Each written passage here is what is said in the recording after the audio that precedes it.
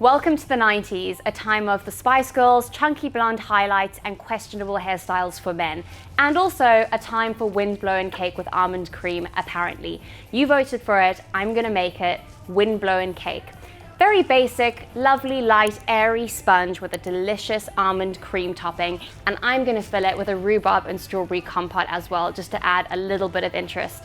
We have some really exciting guest appearances in this video, but for now you're just gonna have to watch me go through the processes of making a beautiful sponge cake dressed as ginger spice. Makes complete sense. Welcome to your Thursday.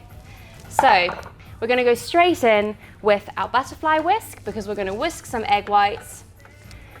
And this is 3 egg whites. I've separated my eggs, my yolks are in another bowl, and I'm just gonna whisk these up for about 2.5 minutes at speed 3 until they are lovely and thick, holding peaks. So 2.5 minutes, speed 3. So those should be beautifully whipped up. Let's take a look. They are, that's perfect. And now I'm literally gonna transfer these over to a bowl. Remove your butterfly whisk, scoop your egg whites into a bowl, and these are going to go into the fridge until we need them later.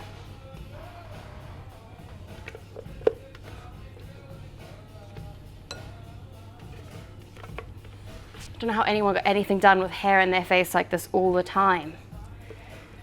Maybe when you're performing at the Brit Awards, it doesn't matter, but it does matter when you're cooking. So this is going into the fridge, and then we're going to whisk up our egg yolks and our water at the same speed for 2.5 minutes. Okay, so same mixing bowl, no need to wash it, no need to wash your butterfly whisk either, that's going back in as well. So butterfly whisk in, and then egg yolks and just tepid tap water. For all of the recipe and ingredient amounts and instructions, you can see below the video. So water's going in. And then again, 2.5 minutes, speed 3. This is gonna make these egg yolks beautiful and moussey, and they bring a real lightness to a sponge cake.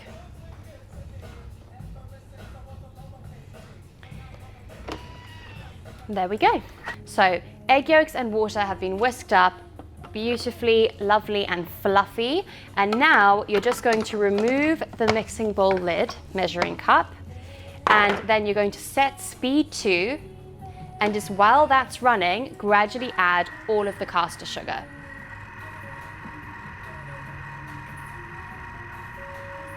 Just making sure to give it a little bit of time between each addition to incorporate.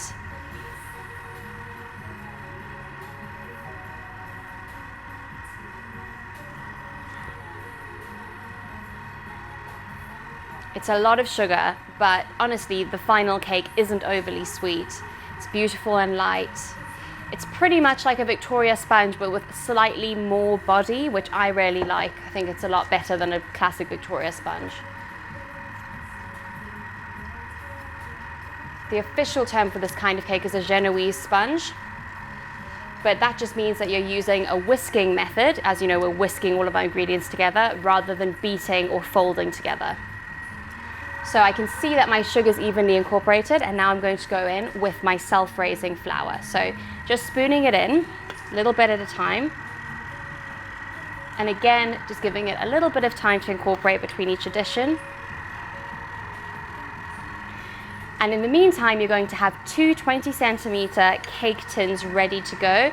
You don't need to grease them unless you know that cakes tend to stick, in which case lightly grease the bottom. And your oven should be preheated to 160 degrees.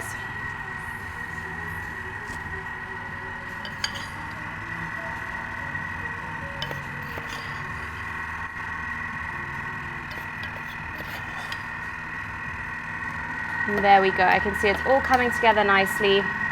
The last little bit going in. Great. So once you've added the last bit of flour, it's really up to your judgment to know when to stop, because you don't want to overmix.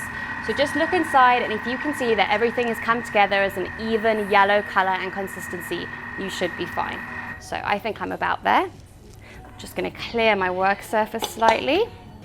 So now we've incorporated all of our flour and all of our sugar into our egg yolk mixture. It's lovely and smooth, and now the folding, the most important part. So for this, you will need a large metal spoon. This makes folding much easier and makes everything much easier to incorporate quickly and efficiently. So we always start with what I call the sacrificial spoon. You take 1 spoon of the mixture you're folding into your egg whites, you put that in, and this gets whisked in really fast using your spoon. So the aim is just to get this in as quickly as possible without kind of beating out too much of the air in the egg whites. So once that's done, you then add in all the rest, and we're going to fold that in using a figure of 8 movement. So pouring all of this in, make sure you get it all out. There we go. And then I'll show you the movement for this. So you're basically going to go scoop through the middle and fold over, and then around the back and fold over, literally like a figure of 8. Your aim is to maintain as much aeration in the mixture as possible while still incorporating everything evenly. Once you've got a cohesively colored mixture, so a lovely pale yellow with no white flecks of egg white, you know that it's ready to go into your cake tins. So you've got your 2 20-centimeter cake tins ready, your oven preheated to 160, and we're just going to split this lovely airy mixture between our 2 cake tins and bake them for around 20 minutes. Right, there we go. Lovely, pale and fluffy. So 2 cake tins, here are mine, and splitting this mixture evenly between them. There we go, it's 1 and the second one.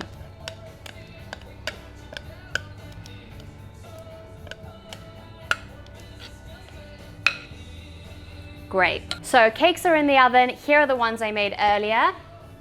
So that's 1 layer. And what I've done, which is another really handy trick, is that I made these yesterday and then I wrapped them really tightly in cling film to give them this lovely flat shape. That's what makes it easier to ice it, and then for your cake to have even layers that are not slightly rounded on the top. Also, it keeps them lovely and moist if you do wrap them up nice and tightly overnight. So cakes are ready. I'm now going to put together our almond cream icing, and then our special guest is going to come on and show us how to ice a cake. More like he's going to do his best to ice a cake, but I'm sure what matters is the taste at the end of the day. So here we are. Okay, butterfly whisk going in, and we're going in with 200 grams of double cream, and we're going to whisk this for about 30 seconds on speed 2, but keep a careful eye on it because you really don't want to over whisk your cream. You want a lovely, lightly whipped cream filling and topping here. So let's get the whisk on. You can take your measuring cup out if you want to keep a more careful eye on it. So speed 2, and just keep an eye until it's lovely soft peaks. So our cream is lovely, soft peak stage, and now we're going to add in our icing sugar, just about a tablespoon. So a little bit of sweetness. We don't need much because the cake itself does have enough sugar in it. We're going to put a drop of almond essence, about 1/4 teaspoon or 2 and we're going to put about 10 grams of toasted flaked almonds. And then you're just going to set your Thermomix at speed 1, and you're literally just going to mix it until everything's incorporated, but be very careful not to overmix at this stage. So speed 1, and I'm just watching, and I can see it's coming together. You would always rather it was too loose than too thick. Okay, there we go. I'm actually going to let mine go for a few more seconds. I'm being very cautious here. So cream has been whisked up into a beautiful creamy icing with almond essence, and a little bit of icing sugar. We're just going to transfer this over to a bowl to make it nice and easy for icing. So make sure you get all of your icing off that butterfly whisk. Perfect. And a spatula is really important. So a palette knife, a step spatula, whatever you prefer to ice your cakes. Because this is a cream-based icing, it won't have the same solidity as like a butter icing or a meringue icing, for example. But that's really what we want, a very soft, creamy icing. So make sure you get all of that out. And as I said, I'm going to sandwich my 2 layers together with a rhubarb and strawberry compote, which I have over here. So I'm going to do this part and then our special guest will be coming on. So lovely, freshly made strawberry and rhubarb compote, the last of the season's rhubarb. So just spreading that evenly throughout. If a little bit leaks out the sides, that's fine.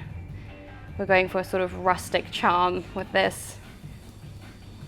So there we go. And our second layer, very carefully, they are quite fragile. And we're going to put that on top so we have a beautiful golden sandwich. Okay, Jack, would you like to come on and do the final touches? Here he is. Jules. Hello, welcome to the kitchen of Thermomix Through the Decades. You look very 90s indeed. Thank you. I'm enjoying this look. Are you gonna ice our cake for us? Gonna give it a go. Go for it, Have a let's go. see. Pour it on. Just pour it all on and then give it a nice spread around. There we go, that looks so lush. Oh, look at that. That cream drizzle. Yep, just gonna go all the way around. There you go, you're a natural, you have nothing to worry about. Nailed it. Yeah, just a bit more, like just kind of evenly. There we go.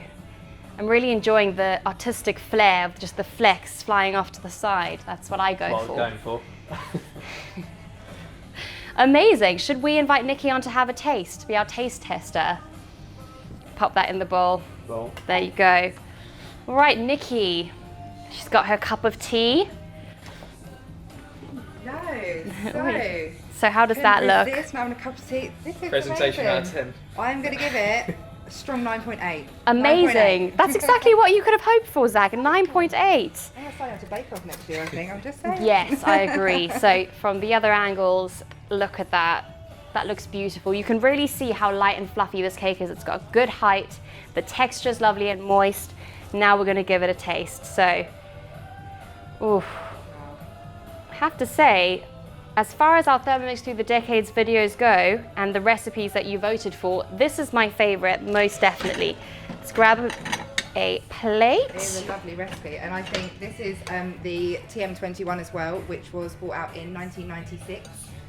So with this one, this is then when you get the integrated scale built in, and it's also when the Varoma dish was included, so you're starting to get that multi-level cooking. So this is really where you kind of get that sort of really familiar Thermomix shape as well, with the Varoma on the top, with the mixing bowl. But yeah, very lovely recipe. I think they've chosen well this year, Jules. I do as well. I was excited for an egg and caviar terrine, I have to admit, but this is a close second, and after we taste it, it might actually clinch first place. Nikki, do you want to do the honors? Thank you very much. Wow, it is so light and fluffy. That is amazing. Good. Really, Jack, really lovely. get in. Yeah. Give it a try. So I'm going to try a bit of the icing on. Yeah, you need the That's the icing most and important the part. filling. And that compote in there. Very good, George. What do you think? It's the bomb. It's the bum. Let me give it a go. Final seal of approval.